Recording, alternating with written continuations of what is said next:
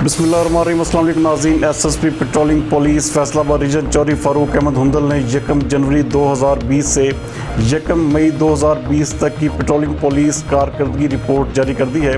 हमारे नुमाइंदा खसूसी जाहिद नफीस के मुताबिक 2020 के पहले 4 माह के दौरान मुख्तलिफ दफ़ात के तहत 1252 मुकदमात का इंदराज किया गया, जिनमें 1403 मुल्ज़मान को गिरफ़्तार भी किया गया।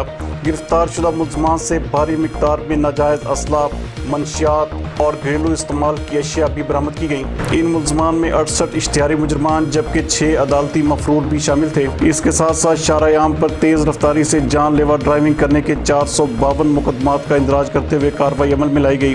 पेट्रोलिंग पुलिस ने फौरी तौर पर रिस्पॉन्स देते हुए 4729 अफराद को बराह रास्त इमदाद फराहम की, जबकि हादसात के 46 वाक़यात में 95 अफराद को मदद फराहम की गई। 12 ज़ख्मी अफराद को फर्स्ट एड जबकि 11 गुमशुदा बच्चों को उनके वालिदैन के हवाले किया गया, जबकि नाजायज़ तजावुज़ात के खिलाफ कार्रवाई करते हुए 97 नाजायज़ तजावुज़ात भी हटाई गई। एसएसपी पेट्रोलिंग फारूक अहमद हुंदल ने गुज़श्ता 4 माह की कारकर्दगी का जायज़ा लेते हुए इत्मीनान का इज़हार किया और अफसरान और मुलाज़मीन को मज़ीद जाँफशानी से अपने फ़राइज़ सर अंजाम देने की हिदायत जारी की।